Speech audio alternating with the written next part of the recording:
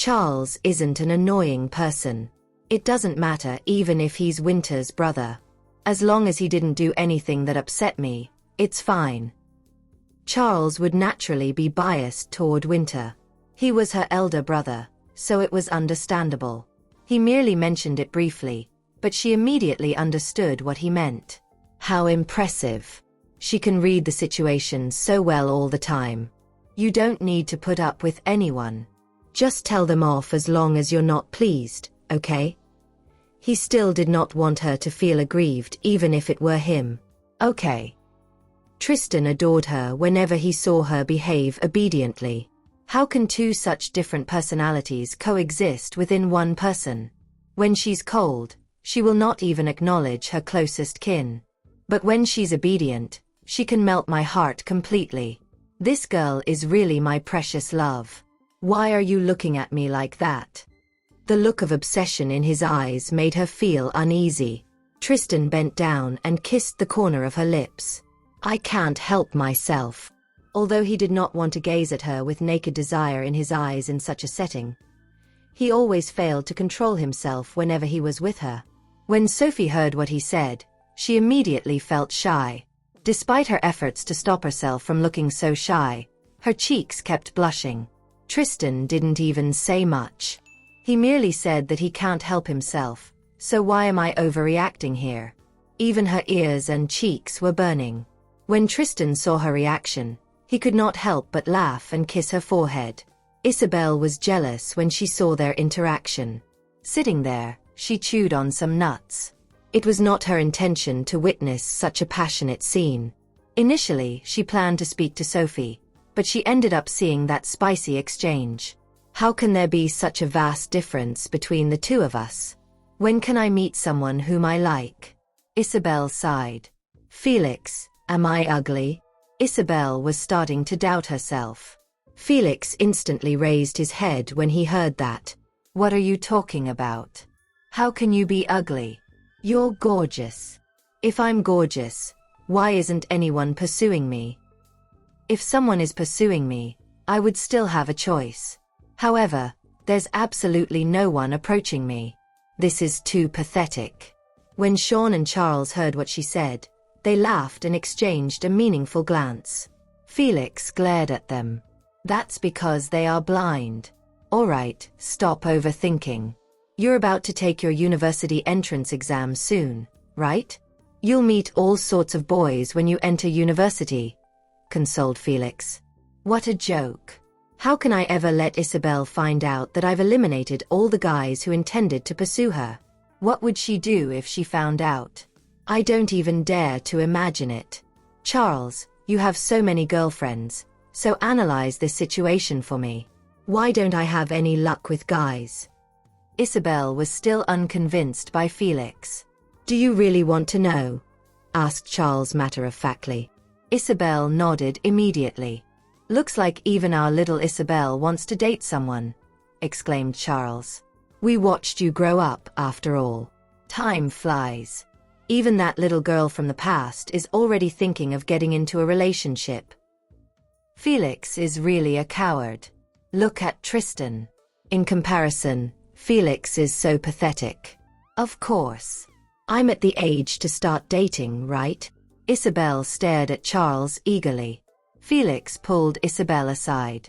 Don't listen to his nonsense. Even though he's got so many women around him, have you seen him with a girlfriend before? Has he genuinely fallen in love with any girl before? How can you listen to advice from people like him? Felix panicked. He must not let Charles lead Isabel astray. Charles became unhappy when he heard what Felix said. What do you mean, Felix? Do you have something against me? You're too much.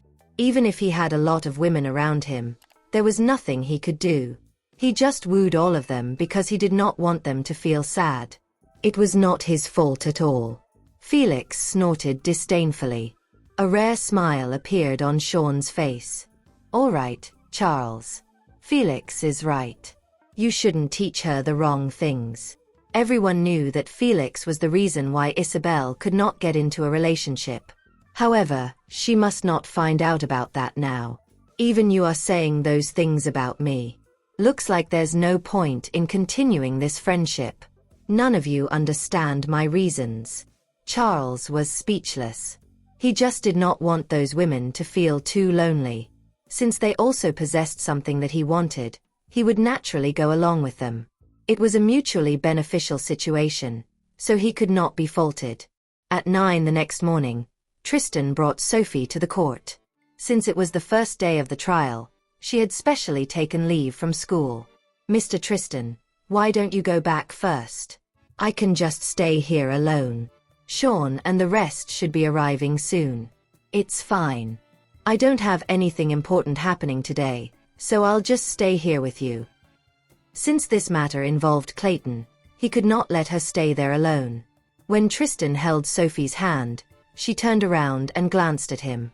Ever since she got to know him, he would arrange everything so well whenever they were together.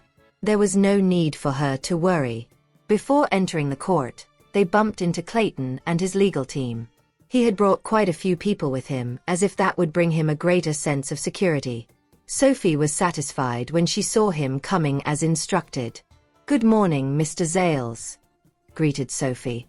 However, he deserved everything, for he had dug his own grave. "Can't we settle this on our own, Ms. Tanner? You can just raise any terms you want. There's no need to stir up so much trouble," said Clayton exasperatedly.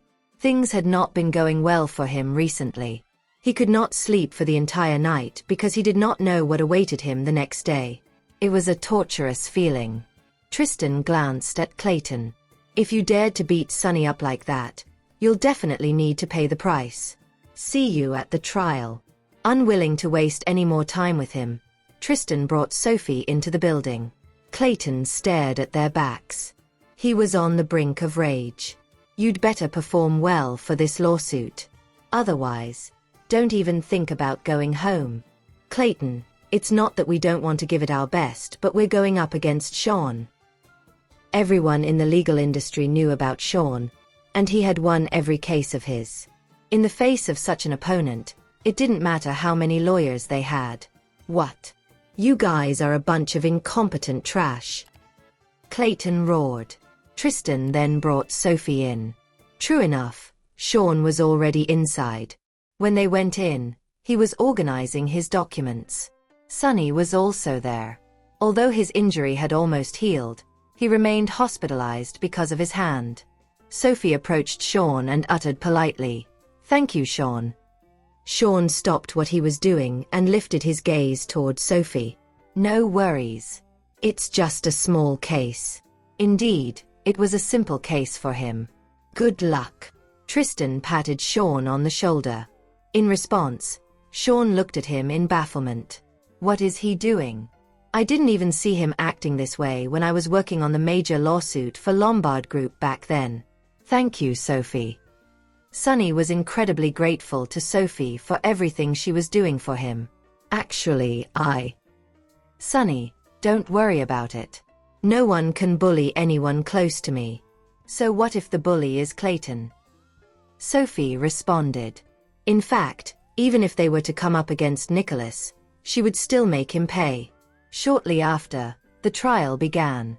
There really wasn't much suspense in the lawsuit.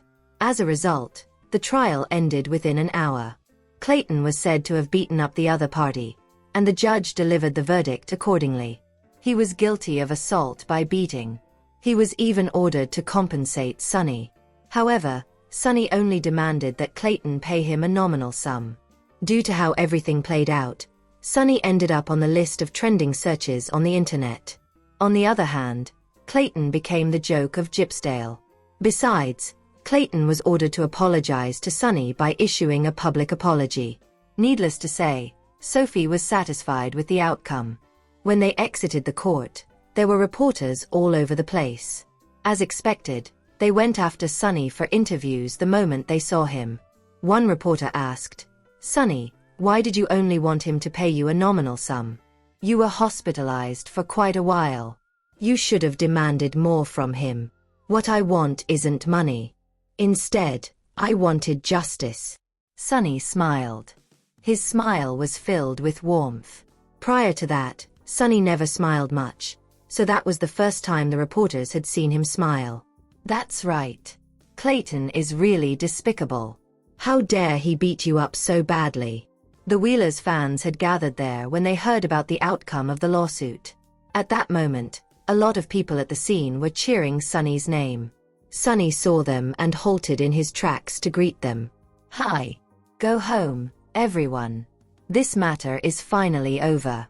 I promise everyone I won't be as impulsive anymore in the future. I'm terribly sorry for the fact that everyone had to worry about me. With that, he bowed and apologized. Hearing those words, countless fans were sobbing at the scene. How is our idol so thoughtful and mature when he's only 19? This is all Clayton's fault. We love you, Sonny, the fans shouted. Don't worry, Sonny. This is only the beginning. From now on, the Wheelers fans will boycott Zales Corporation. Sonny bowed again and said, Thank you for the love you've shown me, everyone. I won't let you guys down. He bowed once more before putting on his face mask and getting into the car with the security's help. Seeing that Sonny had left, the reporters approached Sophie to interview her. Ms. Tanner, you've gotten justice for Sonny this time around. Are you satisfied with how everything played out? Right when all the reporters thought Sophie wasn't going to answer the question, she paused in her tracks, turned toward the camera, and said into the microphone, I was merely seeking justice on behalf of Sonny. Also, I'm sure everyone here knows what's right and what's not. From now on, I hope that Mr. Zales would leave all the artists from TS Entertainment alone. I don't wish to see any of my artists getting harmed. Upon hearing how protective she was of the members of the Wheelers fans started chanting her name as well. After all, the 18-year-old girl had just defended their idol's dignity. If not for her, none of them would have known about what happened. Sophie! Sophie! Sophie! The fans chanted. Clayton came out of the court and felt utterly helpless when he saw how everything had turned out. At that moment, he just wanted to leave silently. However, the reporters quickly went up to him and surrounded him when they saw him coming out. Naturally, they wanted to interview him, too. Mr. Zales, what do you think about how things have turned out? Will you still give the members of the Wheelers a hard time in the future? Mr. Zales, please answer our question. Also, Sky Media's artists are asking for their contracts to be terminated. What are you guys going to do about it? Will the other entities owned by Zales Corporation face identical problems? Clayton brought his security guards along, so they blocked the reporters. Clayton didn't want to answer any of the questions. At that precise moment, he just wanted to leave as soon as possible. Although the security guards were able to block the reporters off, they couldn't control the agitated fans. A lot of the fans were throwing eggs and rotten vegetables at Clayton. All of a sudden, the scene turned chaotic. The people around Clayton tried to provide him cover, but there were just too many fans around. Consequently, they were all covered with eggs and rotten vegetables. While doing that, the fans shouted, Boycott Sky Media. Boycott the blood-sucking capitalists. Are you all right? Right after Wilbur asked that question, an egg landed on Clayton's face, and it was flowing down his face. Clayton wiped it away, but his expression was extremely gloomy. As a matter of fact, he was on the verge of losing his temper. Right after that, he spotted Sophie, who was in the car, and their gazes met. He wanted nothing more than to rip her to shreds. I wouldn't be in such a pathetic situation if not because of her. This is all her fault. How dare she do this to me? Sophie sneered when she saw the mess he was in. You wanted trouble with me, right? Let's see if you're capable of handling me. Let's go, Sophie said to Tristan, who was driving. Naturally, Tristan saw the stare down between Clayton and Sophie. It seems like he hasn't learned his lesson yet. The car is here, Clayton. Hop in. Wilbur immediately brought Clayton into the car. The moment Clayton got into the car, he lost his composure. What were you guys doing? He scolded. He had never been so embarrassed before. We did our best, Clayton. Those fans are crazy. That was all Wilbur could say in response. Obviously, Clayton was enraged. I've never been in such a pathetic state before. I'm an influential man in Gypsdale, but the fans had just humiliated me. The worst thing is that I can't even take my revenge because there were too many of them. I don't even know who threw the egg at me. I can't possibly take revenge on everyone, can I? Clayton, this is all Sophie's fault. Don't worry. We'll surely go after her, Wilbur said. Although they couldn't find the fans, they could definitely find Sophie. Shut up. That's enough. Don't look for Sophie now. She's the reason I'm in this mess, Clayton ordered. I can't afford to let things escalate further. Otherwise, I'm doomed. Those sly foxes in Zales Corporation hate me now. If this continues, I'm going to lose badly in the upcoming election. What? Are we just going to let Sophie get away with this? Wilbur asked. I doubt Tristan will be interested in her for long. When they eventually break up, I'm going to teach her a lesson, Clayton replied. She's only acting arrogant because Tristan is backing her up. Yes, that's right. It doesn't take long for men to get sick of their women. I bet he's just toying with her, Wilbur agreed. Men are all the same, no? With that, Wilbur passed some napkins to Clayton. Right then, Wilbur received a phone call from the headquarters. Bad news, Clayton. They're holding a shareholders meeting at the headquarters without informing us. What are they up to? Wilbur didn't expect such a thing to happen. What? Clayton was in disbelief. I haven't even settled my problems at hand, and yet, another problem arises. What should we do now, Clayton? Let's head back to the headquarters at this instant, Clayton instructed. Are they kidding me? I'm the CEO. How can they hold a shareholders meeting without my presence? But Clayton, I don't think it's appropriate for you to show up at the shareholders meeting in this state. Shit. Let's go back first. I need to get changed. Clayton, do we have time for that? What do you suggest we do then? Clayton asked. I can't possibly show up at the shareholders meeting in my dirty clothes. I'll become a laughingstock. Clayton, let's just go to a mall nearby to buy some clothes. I don't think you have time to take a shower now, so perhaps you can just wipe your body clean, Wilbur answered. We don't have much time to spare. Okay, Clayton answered. Oh no, what else can I do? Meanwhile, Tristan and Sophie brought Sonny to the hospital. Up until then, Sonny still couldn't believe what had happened that day. All right. That marks the end of the matter, so you can finally rest now. Return to the band soon, Sophie uttered. He should be able to rest properly now, right? Sophie, I'm so satisfied with what happened today, Sonny said. Finally, that arrogant man got the punishment he deserves. Yes. Although Sophie knew how excited he was, she chose to respond calmly. After all, it was only the beginning. Her goal was to tear Clayton's reputation into shreds. Rest well, okay? I have some things to attend to. I'll go first, Sophie said. The university entrance exam was just around the corner, and her homeroom teacher was looking for her. Hence, she needed to go back to school. Besides, she received a few phone calls from Victor prior to that, so she had to drop by Tanner Group. In reality, she wasn't much of a go-getter, and she just wanted to live a carefree life. However, it seemed as though everyone had things for her to do. In that case, she had no choice but to carry out those tasks one at a time. Okay. You may leave first. After all, you've been kept busy for the past few days. Go home and take a good rest. Don't worry about me. Arias said my hand is fine. If you need anything, don't hesitate to call Mark, Sophie said. Sonny didn't have any family in Gypsdale, so he only had a caregiver attending to his needs in the hospital. It was also rather inconvenient for Sophie to take care of him. Don't worry about me. Mark visits me every day.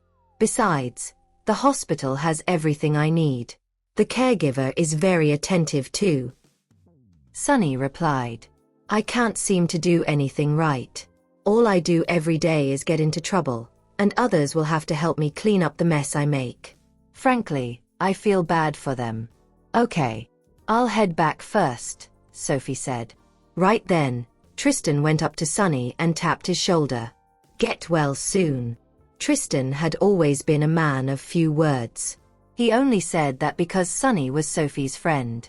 Before leaving, Sophie went to the restroom. When the men were left alone, Sunny said worryingly, Mr. Tristan, I have to be honest with you. Although I'm very satisfied with what happened today, I'm still worried about Sophie. Ultimately, Clayton was a vile man. Since he had just suffered a setback, he was surely not going to let them off the hook so easily. Hearing that, Tristan couldn't help but laugh. It appears you don't know Sophie at all. At this moment, Sophie is capable of beating 10 Claytons. Don't worry, okay? Either way, she still has me. As long as I'm around, I won't let anyone harm Sophie. Sunny heaved a sigh of relief when he heard those words. Mr. Tristan, I know I haven't been nice to you in the past. Now that I've heard those words, I think I can finally accept you as Sophie's boyfriend, he said. Mark likes Sophie a lot, but there's nothing much he can do about it. After all, that's just how relationships are.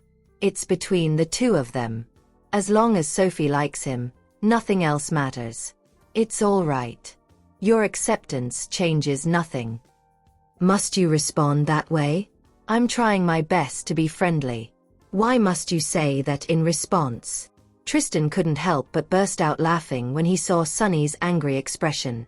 Actually, this boy is still very innocent. Novel drama. Sophie was shocked when she returned and saw the two of them chatting away happily. What's going on? Sunny never liked Tristan. Okay. Let's go. Tristan put his arm over Sophie's shoulders and led her out of there. Why were you two so happy? What did you guys talk about? She asked. Well, Sunny just accepted the fact that I'm your boyfriend. Does his acceptance matter to you? Of course. Why not? When a man likes a girl, he'll surely hope to get approval from the people around her, Tristan answered. If her friends don't approve of me, wouldn't she get influenced as well? Moreover, I don't like people saying no to me. Okay then. Sophie replied. Who would have thought that he's just like other men? Yet, I like it. By the way, Clayton should have his hands full after this. Just ignore him for now, Tristan advised. She's about to sit for the university entrance exam, so she needs to get ready for it, right? Also, have you decided where you want to go after the exam? He asked. She should be good enough to go to any university she wants. However, as a senior, she still needs to focus on her studies. Not yet. Sophie considered Gypsdale University but was still unsure if that was what she wanted. It's okay. You can think about it first since we have time. There was no point in hurrying. Okay. Since the homeroom teacher had phoned several times, Sophie decided to head to school and go straight to his office. What's up, teacher? Is there something you want to talk about? Here's a form for you. It's a recommendation. Are you interested? To which university am I recommended for admission? Gypsdale University. The school was only provided with one opening, and the principal decided to offer it to Sophie. I'm not interested. Since Sophie knew she was capable of qualifying for the university, it was only natural that she would sit for the university entrance exam. What? Are you sure? You don't have to make up your mind now, Sophie. Think about it or discuss it with your family first, advised the teacher because of how rare the opportunity was. Okay. Sophie said nothing else but returned to her class instead. Do you know why teacher wanted to see Sophie? I heard it was because of the recommendation. As the top student in our school, Sophie will no doubt be the one to get it. I'm so jealous. We had to try our hardest just to get a chance to be enrolled in the university, while she made it look like a walk in the park. How can life be so unfair? Give me a break. Stop complaining, will you? I'm sure you'd get recommended too if you were the #1 student in our school. Since that's not the case, there really isn't any point in complaining, is there? It was every student's dream to get recommended, but not everyone was qualified for such a privilege. You sure sound fine with it. Why shouldn't I? If not Sophie, somebody from senior class 1 would surely get recommended instead. At least Sophie's one of us. I don't see any problem with that, stated one of Sophie's classmates, who had always disliked those from senior class 1 for looking down on them. What I wouldn't give to see the looks on their faces when they learn that it was one of us who got the recommendation. You're right. They like to think they're better than us, so let's see how they like it when we prove them wrong. Meanwhile, the students of senior class 1 were also discussing the recommendation when one of them suddenly ran in and announced on the podium. Do you guys know who just got recommended? It was Sophie Tanner of senior class 8. Willow's heart almost skipped a beat when she heard the name. Why does Sophie always seem to get whatever others desire without breaking a sweat? What? How's that possible? It should have been one of us, so how did someone from senior class 8 get recommended instead? Questioned one of Willow's classmates. We're better than those in senior class 8, aren't we? How can the school be so unfair? Something about this smells fishy. Bailey could not help but chuckle when he heard the other students. What makes you think you're qualified to say something like that? Sophie got the highest score on the exam, so what right do you have to compare yourselves to her? There's no one in the school more qualified to get the recommendation than Sophie. When the others saw that Bailey, the student who scored the second highest, had no problem with the school's decision, they immediately ceased the discussion. After all, it was not as though they would be next in line even if Sophie were to give up the recommendation. After glancing at Bailey, Willow packed her things and took a leave of absence to go home. She had been feeling unwell from the moment she heard the news. Isabel immediately approached Sophie when her classmate returned to class. You got recommended for admission to Gypsdale University? Yeah. Right after hearing that, Isabel leaped for joy. You're awesome, Sophie. I've never met anyone as impressive as you are. How are you so calm right now? Do you know how many of us dream of going to Gypsdale University? What sort of reaction are you expecting from me, exactly? To that question, Isabel responded by shaking her head. Forget it. You've always been collected. I don't plan to accept the recommendation. Why? Questioned Isabel with a face full of bafflement. It's such a great opportunity. Why would anyone say no to it? You could be sunbathing on the beach while others sit for the university entrance exam. Don't you want that? Isabel did not understand why her classmate would want to take the exam like everyone else. I've worked so hard to prepare for the exam, so, of course, I'm taking it. Otherwise, I would have wasted my effort, wouldn't I? Did you really work hard though? Isabel was sure that Sophie could complete tests meant for postgraduates already. Compared to her, we probably look like kindergartners.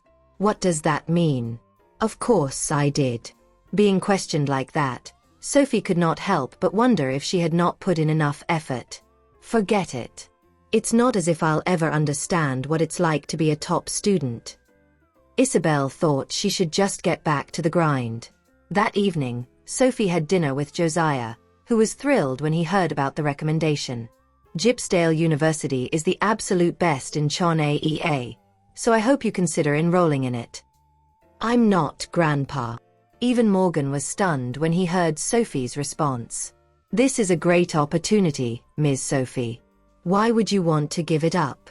Many students in Chennai EA would do anything to enter the university. I want to take the university entrance exam first. That way, I'll have more options. Willow boiled with anger as she listened to the conversation. Okay. Whatever makes you happy. Even if you sit for the exam, I'm confident you'll qualify for Gypsdale University anyway, stated Josiah. Either way, Sophie can enroll in the university if she wants to. Charmaine had an idea when she learned of the opportunity Sophie was offered. Sophie, since you're not going to accept the recommendation, why not let Willow have it? The mother was thinking even if Willow planned to join the entertainment industry, her daughter could be an artist with an impressive educational background as a graduate of Gypsdale University. Willow immediately got excited when she heard her mother, for it would be difficult for her to enter the university with her ability. What? Inquired Sophie with an eyebrow raised. What does that mean? Charmaine, the school will recommend somebody else if Sophie doesn't accept. She can't just pass the recommendation to anyone, voiced Josiah, who did not think Willow would qualify for Gypsdale University. Dad, I'm just trying to help Willow. Charmaine did not think she was wrong for making the suggestion, since Sophie would not accept the recommendation anyway. Naturally, Willow felt aggrieved as well. You're all biased against me. I don't even know what I did wrong to deserve this. With that, Willow turned around and went upstairs. Meanwhile, Sophie and Josiah exchanged looks, unsure what trick Willow was trying to pull then. When Sophie walked out of the Tanner residence, the ring on her ring finger began to emit a strange light once again. However, Sophie simply glanced at the ring and ignored it. What is Nicholas up to this time? In Englander, Nicholas sat on a couch with authentic leather while a scary-looking snake wrapped itself around his arm. Alex, seated by Nicholas' right side, was already used to his boss' vagaries. Boss, Tristan will be in Englander tomorrow. Since he learned of the relationship between Tristan and Sophie, Nicholas hated Tristan to the bone. Tristan is coming to Englander? At that moment, the indifferent Nicholas finally spoke. Alex, if Tristan no longer exists, Sophie will be less resistant to me, won't she? The snake in Nicholas' hand then flicked out its tongue, which he swiftly pinched before revealing. I wanted to make my move in Chania last time. Unfortunately, I was interrupted. Alex broke out in a cold sweat when he heard the man. That was Tristan's territory. Who knows what would have happened had Nicholas made his move back then. Make the necessary arrangements. I'm not greedy. I only want his hand now that he's in our territory. Nicholas wanted Tristan to pay for stealing Sophie from him. Yes, boss. Even though Tristan was strong, Nicholas was no pushover either. It was hard to tell which of the two would come out on top, especially in Englander. Nicholas looked forward to the next day and wondered if Sophie would come with Tristan. It had been a while since Nicholas last saw Sophie, so he missed her.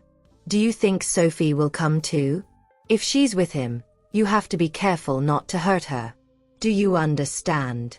Unsure of what to say, Alex could not help but be convinced that women were nothing but trouble. Why can't boss just focus on his business?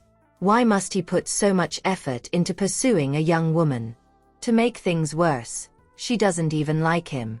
Boss, if old Mr. Sable knows that Sophie's coming to Englander, I'm afraid things will get difficult for us. Alex worried that Nicholas and Javier would have a fallout. Nonsense.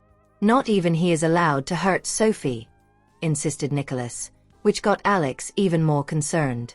At that moment, Alex realized why Javier disliked Sophie so much. As expected, that young woman is nothing but trouble. Meanwhile, in Chonea, Sophie exclaimed, "What? You're going to Englander tomorrow?" She had a bad feeling when she heard where Tristan was going. That's Nicholas' territory. He's not about to forgive Tristan after what happened to him in Chonea last time. Yes. There are some matters at the branch office that requires my attention. Don't worry. I'm only going to be there for 2 days. Be good while I'm away, okay? I've always been good. Sophie then wondered if it was safe for Tristan to go to Englander alone. Even though she knew Tristan could hold his own against Nicholas, the fact that Tristan would be in Englander, Nicholas' territory, still worried her. After all, the man would have the upper hand in his own territory. Who will you be going with? Maybe Felix. Why? You don't want me to go? Tristan was somewhat glad to see the concerned look on Sophie's face. Yes. I don't want you to go, replied Sophie while looking into the man's eyes. She did not want Tristan to take the risk, even if the odds of him being in danger were 1,000 to 1. In response, Tristan wrapped his arms around her. I didn't expect to see this side of you, but I like it very much. How I wish I could just take you with me. Tristan could not bear to leave Sophie behind. I'll go with you then, uttered Sophie in all seriousness. Really? Are you sure? Tristan knew the university entrance exam was just a week away, and he did not want to disturb Sophie's studies. Do I look like I'm joking? Since Sophie did not want Tristan to go alone, she decided to tag along. To her, that was better than missing the man while he was gone. Okay, we'll go together. Tristan was sure Sophie did not need the exam to prove anything, so he thought it would be a good idea for her to relax for 2 days. Besides that, he was glad Sophie wanted to go with him. It's nice to know that there are times when she just doesn't want to be separated from me. Felix sighed helplessly when he heard that Tristan was bringing Sophie along. I don't think I'll get used to this. You're just going away for 2 days, Mr. Tristan. What's there to worry about? Well, you don't have to get used to it. Just remember to be careful when you reach Englander. Sean could not help feeling that something was off. Sophie isn't one to be clingy. She should be focusing on her studies since the university entrance exam is near. Besides, Tristan will only be away for 2 days. You don't have to worry, Sean. It's not as if you don't know how capable Mr. Tristan is. I doubt there's anyone in this world who can hurt him easily. Heck, Sophie is probably the only one who can. To Felix, love was something capable of hurting people. However, seeing how close Tristan and Sophie were, he did not think Sophie would harm his employer. Just do what I say and be careful, okay? Sean had always been cautious. Even though he could not tell exactly what was wrong then, he was convinced that something smelled fishy. Okay, I got it, answered Felix helplessly. He was always tasked to handle different situations with Tristan, so naturally, he knew how heavy his responsibility was. Stop worrying, Sean. Mr. Tristan should be fine, assured Felix. It's not as though this is Mr. Tristan's first time going to Englander. Besides, nobody would dare lay a finger on him because we have our forces there too. Nicholas is not to be underestimated, reminded Sean, for it was only natural to think of Nicholas when talking about Englander. He's indeed powerful in Englander, but we've always minded our own business. I don't think he'll try anything. Even though Tristan and Nicholas had had conflicts of interest over the years, the two remained in their own lane. You don't have to fret because I won't let anything happen to Mr. Tristan, promised Felix. I just hope you won't become a burden to Mr. Tristan at critical moments. The group did not expect Felix to be of much help. After being rendered speechless for a while, Felix questioned, "What is that supposed to mean? I'm not that useless, am I? I mean, I think I'm pretty capable." It was true that Felix was the weakest among the four, but he always did his best whenever the situation called for it. Of course not. In fact, you're the most useful one, replied Charles sarcastically, which made Felix jump to his feet from the couch. Forget it. I'm done talking with you lot. All you do is make fun of me. Felix did not appreciate getting picked on like that. Just be careful, okay? Wouldn't want you to get hurt. The four had always been close, so they did not wish to see any of them harmed. Waving his hand, Felix responded indifferently.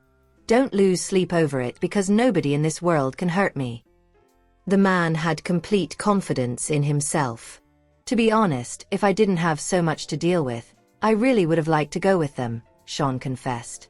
He was still incredibly anxious and had the feeling that something would happen. It was the same feeling that he had experienced when Tristan went to Horrington. That's enough, Sean. You don't need to worry anymore, really. I feel like you're overthinking it. Trust me. Nothing will happen, Charles reassured. He had been in the industry for so long and had met all kinds of people, not to mention encountered all kinds of situations. Sean raised a glass of red wine. Okay. I really hope that's the case. He truly didn't want any of them to get hurt. Charles raised his own glass to clink it with Sean's. It clearly is. You shouldn't force yourself too much, Sean. Your workload is already so intense. How about you rest for a while? Maybe you can let go of everything and completely clear your head. Go ahead and take a vacation, he suggested. Sean couldn't remember how long it had been since he last took a break. In any case, it had been ages. Forget it. As if I have the time to take a vacation, Sean scoffed. He shook his head. To him, holidays were unnecessary. Ever since Isabel found out that Sophie was planning to go to Anglander with Tristan, she had expressed a desire to follow as well. I want to go with you guys, Sophie. I don't want to be here alone. I'd be so bored and lonely on my own, she complained. She had felt so isolated back when she hadn't met Sophie. To tell the truth, it was her biggest fear. Since Sophie was only going for 2 days, she didn't even bring a suitcase with her. All she took was a black backpack. Inside, there was a set of clothes for her to change into. I don't think you should go. They're going there for work. Why would you follow them there? She had the feeling that it wouldn't be a safe trip. That being the case, there was no way they could take Isabel with them. Isabel sat on the couch with a teddy bear in her arms. Am I really not allowed to go, Sophie? It's the weekend, anyway, and there's only a week left until the university entrance exam. I keep doing the same practice questions over and over again every day, she protested. Anyone would get bored doing the same thing day after day. Not to mention, she didn't feel like it was very productive. Be good. If you really get bored, then look for Mark and the others. Once the university entrance exam is over, I'm planning to let you debut. You still have a lot of things to study, Sophie reminded. She had already planned out Isabel's future. Seeing that Sophie truly didn't intend to bring her along, Isabel could only pout and respond, Okay. In that case, have fun while you're there. Remember to get me a gift when you come back. Sophie was rendered speechless. Why would a pampered girl like her need a gift? She can have anything she wants. What do you want? Sophie asked. I'll take anything you get me. Don't worry. As long as it's from you, I'll like it, Isabel replied with a smile. Sophie enjoyed seeing how carefree Isabel was. Truthfully speaking, she liked easygoing people like Isabel, who had nothing up their sleeve. Interacting with people like that gave her no pressure at all, which allowed her to be at ease. Okay. Sophie had always been more than happy to fulfill Isabel's requests. To be honest, Sophie, if you were a man, I would have fallen for you. There's no way I would have let Uncle Tristan have you, Isabel stated. Unfortunately, that was only wishful thinking. Sophie caressed her head. Even though you're a girl, I like you a lot.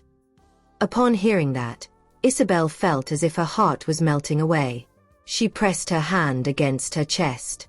Do you know how fatal you can be, Sophie? I'm begging you. Don't say things like that to me. I'll fall in love. Whenever she was with Isabel, Sophie's laughs were all genuine. No longer was she the same ice-cold person. Isabel always said that she was incredibly lucky to have met Sophie. Honestly speaking though, Sophie thought she was fortunate to have met Isabel as well. The reason why Tristan was going to Anglander was because of an urgent matter in the company. Thus, they were going there using his private jet. You seem to be very rich indeed, Mr. Tristan, Sophie joked when she saw the private jet in front of her. Do you want one too? I'll buy you one if you do, he offered. Immediately, she shook her head. Are you joking? Why would I need a private jet for? Trust me, Sophie. If you had nodded your head, I really would have given you a private jet, Tristan declared. He did have that kind of power after all. He would give Sophie anything she asked for. She stared at him and could tell from the doting look in his eyes that what Felix had said was true. Seriously, Tristan, I don't need a private jet. Don't you dare get me one, she warned. There was no need for her to have one. It wasn't like she knew how to pilot it. Tristan held on to her and said, Come on, let's board the plane. Okay. As Felix watched Tristan tugging Sophie into the plane, he felt his heart shatter into a million pieces. Why am I always the one getting hurt? I want a sweet romance, too. After he boarded the plane, Felix wanted to sit with them. After all, it would be way too boring to sit alone. However, before he could even take a seat, Tristan shot him a cold look. Felix felt rather dejected. Am I not allowed to even sit with them? We're on a plane. It's not like they can do anything. He decided to let it go. Either way, he was meant to be alone. Thus, Felix silently went to take a seat at the side. Wouldn't Felix get bored sitting there alone? Sophie couldn't help but sympathize with Felix when she saw how pitiful he was. What's so pitiful about it? Tristan didn't feel the same, though. He took a few grapes on the table, which had been washed beforehand, and brought them to her mouth. Eat some fruits. When he saw that she had no intention of opening her mouth, he added, Don't worry. I washed my hands earlier. Then, Sophie opened her mouth and bit into the grape. How's it? Is it sweet? He asked. She continued chewing on the grape. In a moment of carelessness, some of the juice flowed out from the corner of her mouth. Sophie immediately moved to grab a tissue. Despite that, before she could even wipe the juice off, Tristan had already wiped it away for her. Tristan, she exclaimed while throwing him a glance. How could I have been so careless? I must have looked so unattractive just now, she lamented. It's fine. You looked really alluring just now, he reassured. Sophie was at a loss for words. What on earth was alluring about that? I clearly embarrassed myself. He took another grape and tried feeding it to her. Sophie, on the other hand, was blushing from embarrassment and shook her head. I can eat on my own, she stated. Him doing that would make her feel uncomfortable. One last grape, he insisted.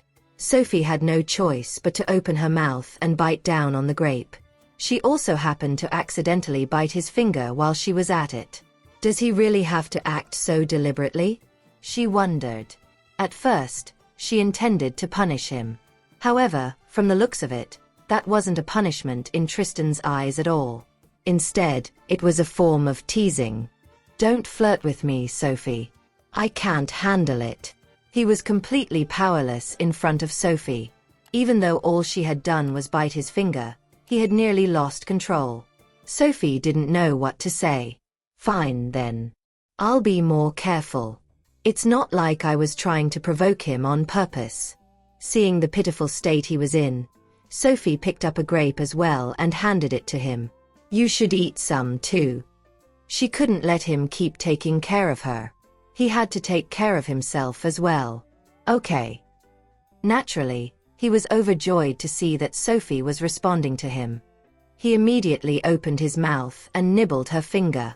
Sophie's breath got caught in her throat. After that, her face went red almost instantly. She finally realized what it felt like to have one's finger bitten. The inside of his mouth was moist and warm, which made all kinds of thoughts run through her head. Let go, she told him.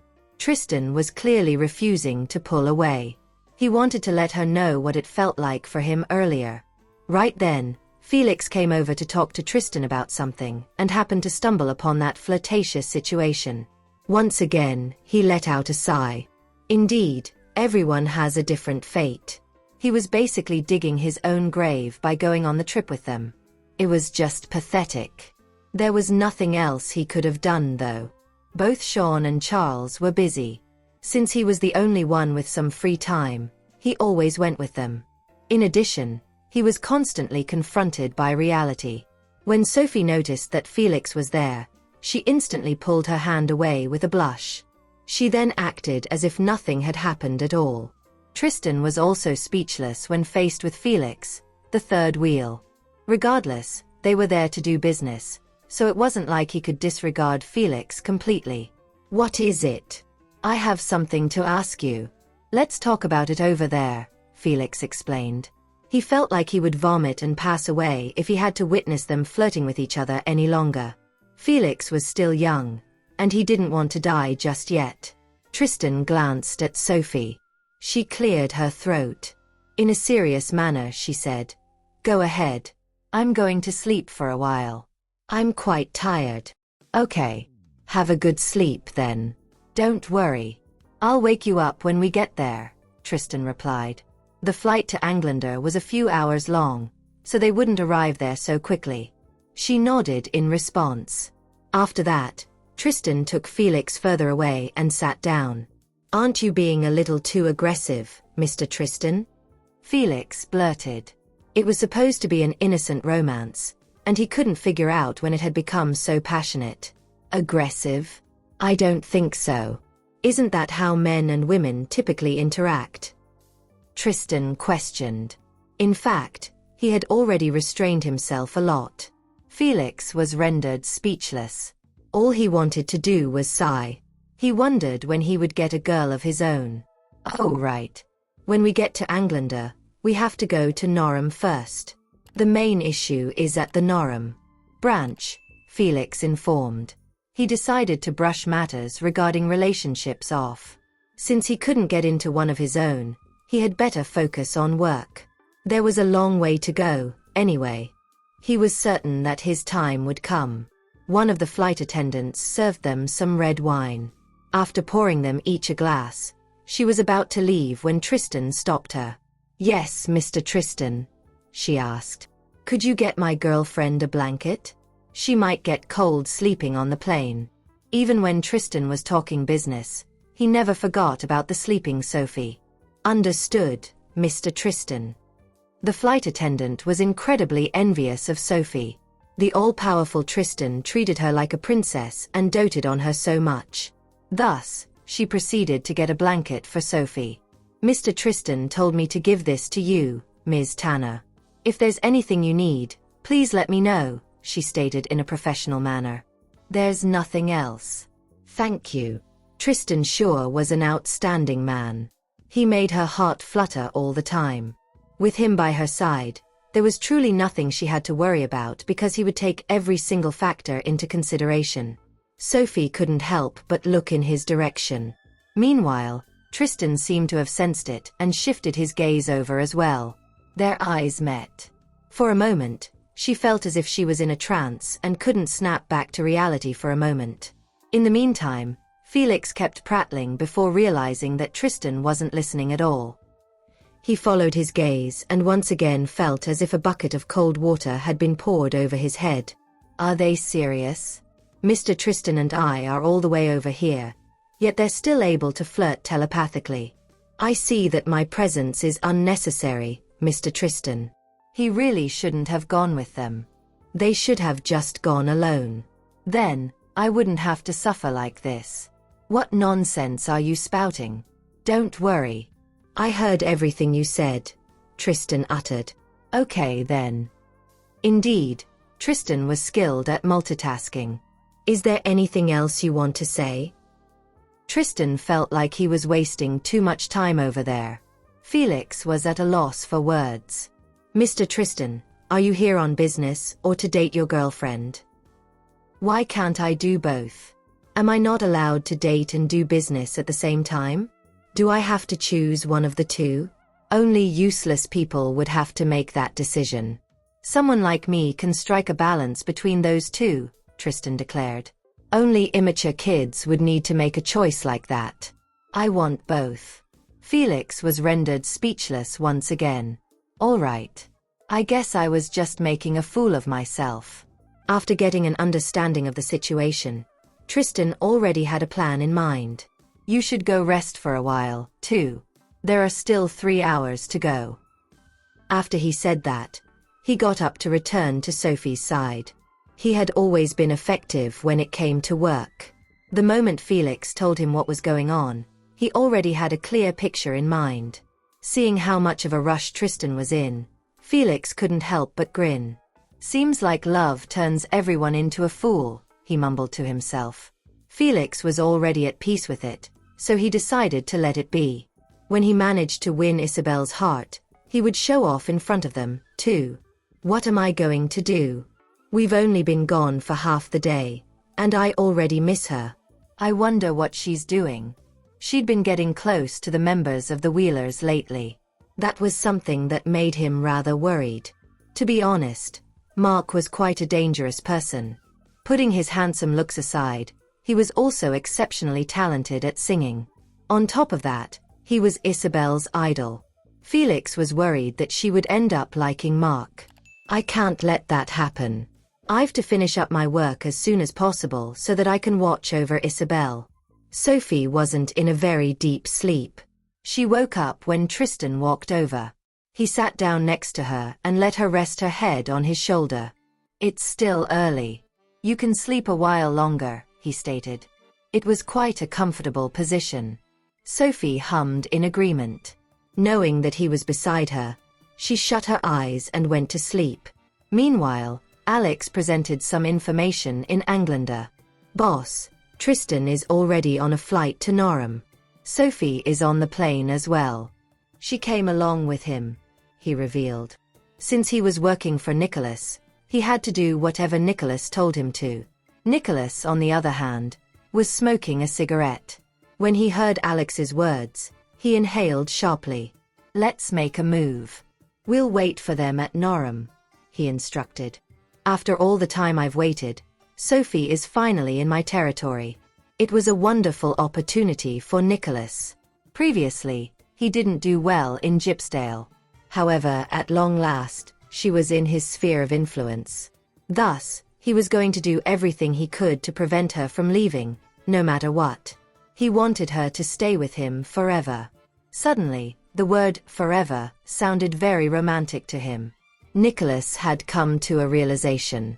As long as she was willing to stay, he would give her everything she wanted willingly, even marriage. Alex suggested, "I'll take care of the arrangements at Norham, boss. I don't think you should go. If old Mr. Sable finds out. I'm warning you, Alex. You better not tell my dad anything. Right now, you're working for me. Don't forget that. If you can't even keep that in mind, get out of my face." Nicholas had been very dissatisfied with Alex's performance lately. In the end, Alex shut up. Indeed, Javier was the one who instructed Alex to monitor Nicholas by working for him. It was a difficult task, but there was nothing Alex could do about it. Then again, everyone in the world had their own difficulties as they tried to go about their lives. However, he believed he would probably die at the hands of Javier and Nicholas. When Tristan's plane landed at Norham's International Airport, it was raining. The weather in the city hadn't been pleasant lately. Soon after he descended from the plane, he speedily took off his coat and put it on Sophie because she mentioned she was feeling cold. She protested. "You don't need to. Just wear it." A staff member approached them with umbrellas. Tristan grabbed one, opened it, and escorted her out of the airport. Felix grabbed one, too. Is Mr. Tristan doing this on purpose? There are still more umbrellas to be used. There's no need for the two of them to share one together. Doesn't that make it easier for the rain to splash on them? I wonder what he's thinking. Is that what people in love are like? Trying to stay with each other at all times? Whatever, it's none of my business. Then he opened his umbrella and followed behind them from a distance because he didn't want to be tortured again. Outside of the airport, there was already a car waiting for them. Tristan escorted Sophie to the vehicle, opened the door for her, and sent her in. After that, he shut his umbrella and entered the car. Felix followed in, too. Are we going to the hotel first, Mr. Tristan? No. Since Sophie's with us, I've already asked for the Nara mansion to be cleaned. We'll be staying there. As comfortable as a hotel may be, it can't beat living at one's own home. Okay then. During their previous visits, they would only stay in a hotel instead of the mansion, even when their visit lasted for a week. Despite their current trip only being 2 days long, Tristan had already asked for the rooms to be cleaned. How he treats her is so different from me, Felix lamented. Sophie interjected. Mr. Tristan, there's no need. Relax. It's not just because of you. I just think it's not convenient staying at a hotel this time. His explanation was meant to alleviate any burden she felt. Additionally, she also needed to revise for her exams, even in Norham. All right then, she replied. Well, he had already made the arrangements. There's no point in me rejecting his plan now. It's best if I just refrain from saying anything. The two cars headed straight for Tristan's mansion in Norham.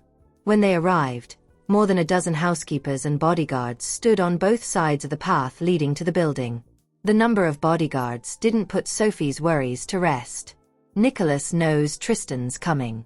There's no way he'll let it slide. Even worse, Englander is Nicholas' territory. It'll be too easy for him to annihilate someone here. I don't think these many bodyguards are enough. What's wrong? Tristan approached her and held her waist when he noticed she was blanking out. His voice snapped her out of her thoughts, and she shook her head. I'm fine. It's possible that I'm just a bit tired. The flight lasted for hours after all. You should take a bath, eat food, and sleep. Naturally, his heart ached after he heard her mention she was tired. After Tristan introduced Sophie to the butler, Micah Brown, he brought her to the master bedroom upstairs. Go and take a shower. I've already asked others to prepare clothes for you. After your bath's over, we'll have a meal together. Then, you just need to rest here. I'll accompany you for a stroll once I return tonight. He felt apologetic about not being able to stay by her side. I think I'll only take a bath. You two need to head to the company in a bit, right? I'll join you. I want to see the world too. Regardless of what he said, she was too fretted about his safety to leave his side. As Tristan pinched her cheek, his concern for her grew. What's the matter? You've been acting odd this time. You can tell me what's on your mind, you know. I'm fine. Don't overthink things. Go and shower now. I have things to discuss with Felix. They came to Narram for work, after all, so it was only natural he was pretty busy. Okay. After Tristan exited the room, Sophie pulled out her phone and logged into a hidden account before contacting her friends in Englander. Someone wrote, "So, you're finally willing to visit Englander, Phantom?" Another asked, "Yeah. Tell us why you're in Englander, Phantom. Is there something you need us to help you with?" She couldn't help but chuckle at the people getting excited in her chat window. Then she replied, "Yes, there is something I need your help with." That account of hers had remained inactive for quite some time. Her worry for Tristan was the thing that pushed her to reactivate it. One of the people wrote, "Tell us what you need." That was followed by another message. "Yeah, as long as you ask for it, I'll even be willing to assassinate the president of Englander." Sophie responded, "It's nothing that outrageous. Why would I desire the death of the president? I just need you all to protect someone for me." Someone replied, "Consider it done. What's your relationship with this person? I've never seen you care so much about another individual before." Sophie wrote, "It's someone I like who's totally devoted to me." Sophie felt merry when speaking about Tristan. One of the people replied, "What? You already have someone you like? Doesn't that mean I don't have a chance anymore?" Another chat member retorted, "When did you ever have a chance? You never had that opportunity to begin with, okay?" Reading the messages, Sophie messaged, "All right, that's enough. I'm sending the information to you lot now. I'll treat you all to a meal when there's a chance." A file on Tristan was then uploaded from Sophie's phone to the chat. Someone argued, "What do you mean by when there's a chance? Your visit to Englander this time is the best opportunity for us to share a meal together." Sophie, "Maybe next time. I still have matters to attend to." She didn't want to leave Tristan's side. Another person replied, "Don't ignore us for your boyfriend, Phantom. He's just a man. There's no need for you to follow him around the clock. Besides, he's useless. Otherwise, he won't need you to protect him." Sophie, "He doesn't need my protection. I'm the one who can't stop fretting about him." Liking someone meant not wanting to see them hurt. She wouldn't be able to forgive herself if Tristan was injured because of her. That was followed by a reply, "All right. Let us handle this matter." The other members in the chat were confident they could prevent Tristan from any harm. Sophie then logged off, which was why she didn't see their reaction after they received Tristan's info. Immediately after that, someone wrote, "Damn. Did you guys see who Phantom's lover is? I'm shaking right now. It's Mr. Tristan." They were in a state of utter disbelief. Someone responded, "What the hell? Does he really need our protection? Actually, does anyone even dare to hurt him?" Another person replied, That's because you didn't see who's trying to hurt him, which is Nicholas Sable. Why are the people around Phantom all so extraordinary? After a brief moment, someone texted, "All right, since Phantom asked us for help, let's just do our best." Their bond with her was so deep that they were willing to give their lives for her. Another person agreed. "For sure. As long as Phantom needs something done, I won't say no to it." After Sophie left the bathroom, she saw dinner had already been prepared.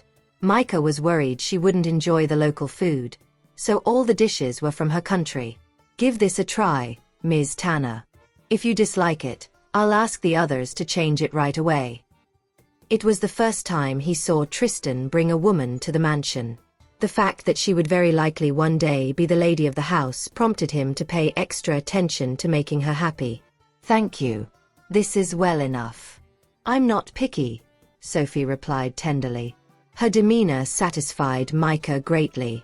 She's not overly humble or even a little arrogant. As expected of Mr. Tristan, he really does have a good eye. Even his girlfriend is excellent. "You may leave now, Micah," Tristan ordered. "Very well, Mr. Tristan." Before the butler left, he glanced at Felix. What is Mr. Northley doing here? Why does he have to join the couple's meal? He should have gone to the hotel. He had to keep those words to himself because he was a professional butler. Still, he shot a subtle begrudging glance at Felix. When Felix caught that, he wondered if he had done something reprehensible. "I'm only here for a meal. Why is he looking at me like that? Do I not even have the right to eat? Are single people really that unwelcoming? Let's eat." Tristan noticed Felix's intention to say something, but he didn't ask what was on the ladder's mind because he really didn't want to listen to him talk at the moment. In the end, Felix still blurted, "Am I interrupting you too, Mr. Tristan? It's not like either of you can do anything about it right now, so my presence here doesn't count as a disturbance." Tristan resisted the urge to admonish him. Why must he be so blunt? "It's me who's disturbing you too, Mr. Northley."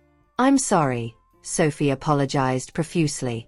After all, she was the one who insisted on following them on their business trip. Felix promptly shook his head in response to Sophie's apology. "You mustn't say that, Sophie, because I'm scared for my life when you do." What kind of joke is this? What gave her that impression?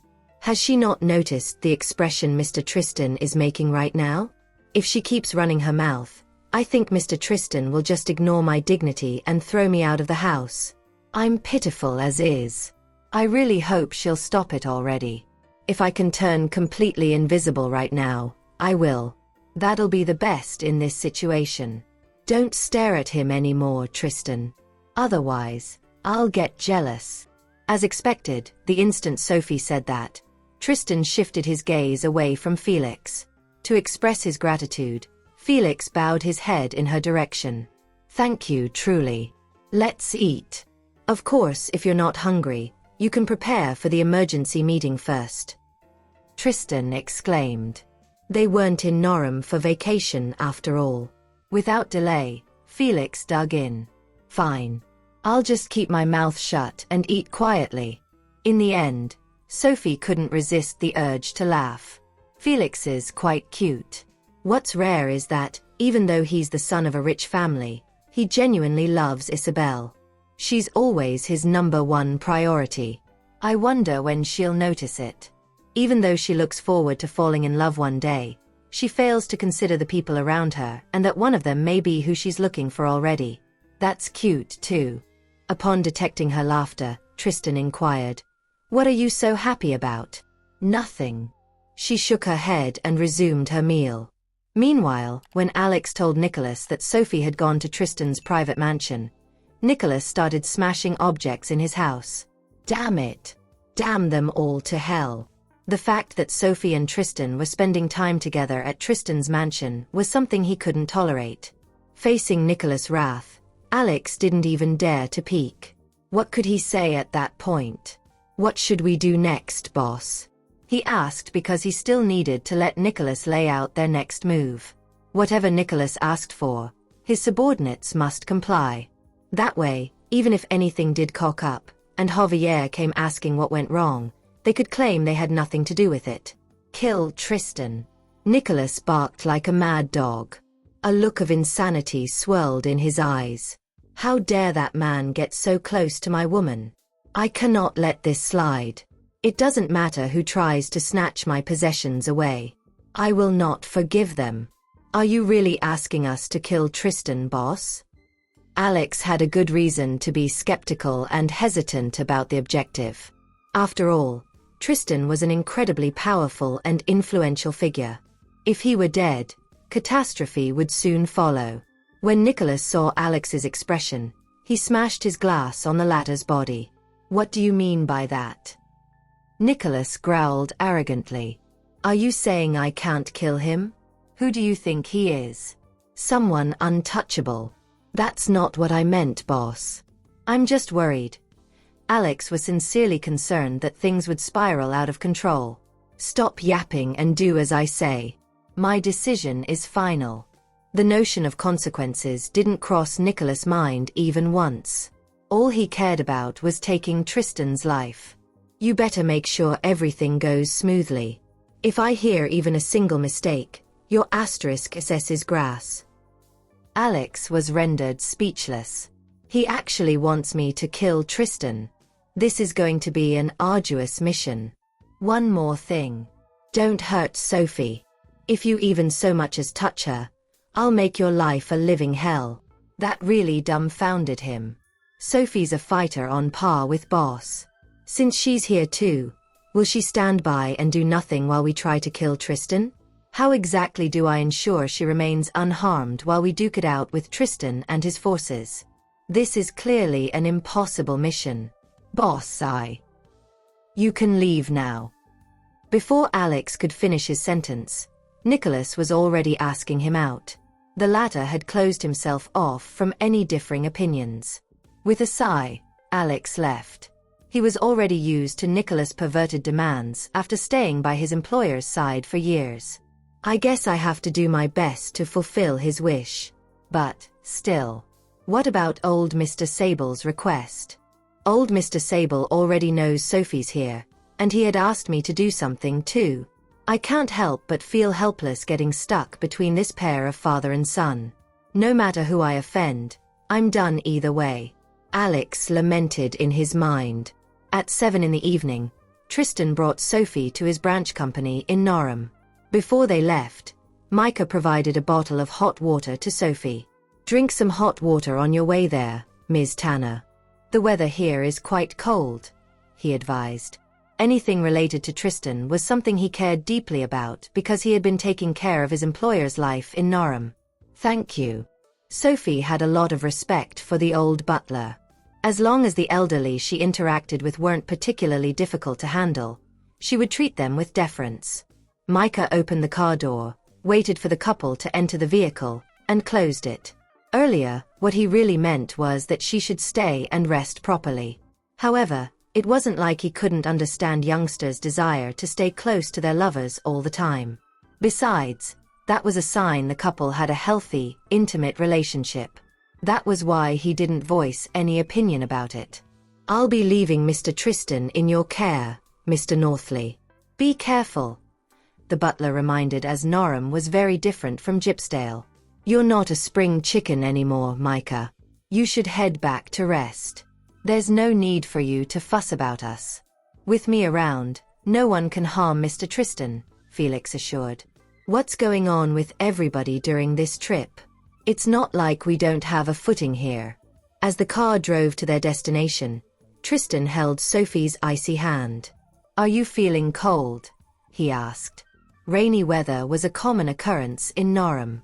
Thus, the temperature in the city was pretty low. I'm okay, she replied. After pulling her hand into his coat, he placed it against his chest. As she felt his heartbeat, she stared at him. I don't think this is comfortable for you, Tristan. Sophie knew her hand was cold. Not at all. It's quite the opposite. All right then. His rebuttal made her feel embarrassed to keep rejecting his offer. A thought then suddenly crossed her mind. Wait, isn't there an air conditioner in the car? This man's so crafty. Felix, who was in the passenger seat, smirked. Mr. Tristan's really trying to be lovey-dovey with her whenever possible. It seems like he has become addicted to that feeling. Half an hour later, they arrived at the Norham Branch Company. Normally, it would have been devoid of people by then. Yet, the building was still brightly lit. No employee dared to leave. They were afraid they would be implicated in the disaster. When Tristan arrived, the general manager of the branch company greeted him cordially with a bunch of other high-ranking officials. "Welcome, Mr. Tristan." After glancing at the general manager, Tristan found himself despising the former's efforts. There's no need for him to put on this pretense. If he had poured all his attention into the company, this mess wouldn't have happened. The general manager followed Tristan when he saw his employer leading Felix upstairs. Even though the weather was cold at the moment, sweat was forming on his forehead. Tristan's shrewdness was legendary, after all. When Tristan and Sophie arrived at the conference room, she stopped at the entrance. "I think it's best if I wait outside for you instead of joining your company meeting." She suggested it because she was aware a meeting like that would more likely than not involve top-secret information. Thus, she found no reason to accompany him inside. "It's fine. If you're not interested in listening during the meeting, you can just sit by my side and play your games." Tristan was worried she would get bored waiting outside on top of her safety. "Okay." Without any other option, Sophie followed him inside and sat next to him. Then she put on her earbuds. Regardless of what he said, she still wanted to avoid disturbing the meeting. Soon, the conference room was crowded with people. "So, is there anything you want to say about the matter?" Felix was the one to speak first. "This is the most loathsome incident that has occurred in Lombard Group since its founding. I wonder what he has to say for himself." The general manager's voice was trembling as though he was on the verge of tears. "Since the start of my employment here, I've been doing my best every day. As for the incident, If Tristan held him responsible for the mishap, he was screwed. Even though I didn't accomplish any stunning achievements over the years, I worked hard, Mr. Tristan. I beg you. Please have mercy on me."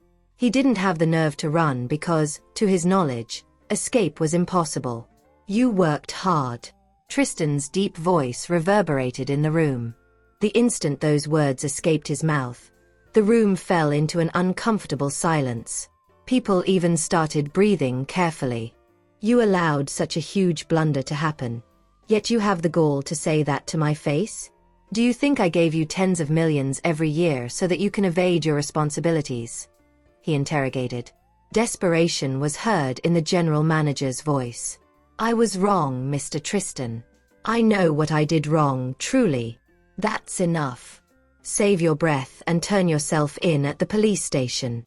That was all the mercy Tristan could grant him. The general manager rapidly kneeled. "I beg you, Mr. Tristan. If I do that, I'm done for. I can't go to prison. I still have my family, my children. Please, Mr. Tristan, spare me. You should turn yourself in, Roderick.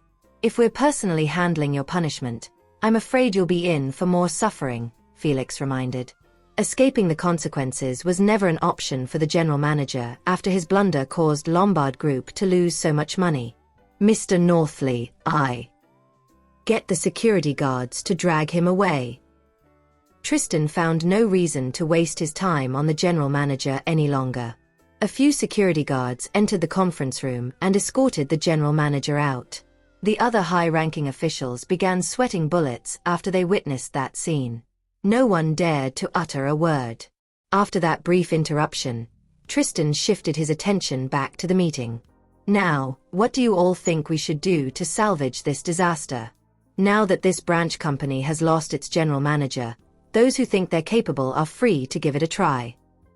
The high-ranking officials exchanged glances with each other.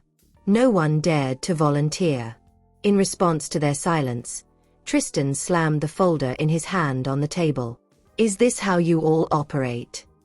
He thought 2 days would be enough to solve the crisis, but the problems in the branch company ran deeper than he had previously expected. Felix was experiencing a headache as well. These people. Lombard Group doesn't keep wastrels on the payroll. If none of you have the ability to manage this issue, you're all fired.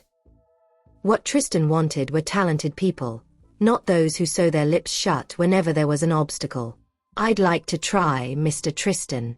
A woman sitting at the other end of the table stood up. Upon hearing a woman's voice, Sophie lifted her head. She's brave. These old foxes didn't even have the nerve to muster a word, yet she said she wanted to give it a shot. Interesting. Thank you for listening. If you have enjoyed this story, please like and share so others can see it too. Also hit the subscription button and notification bell so you can be notified on our next release. Thank you for your support. God bless you.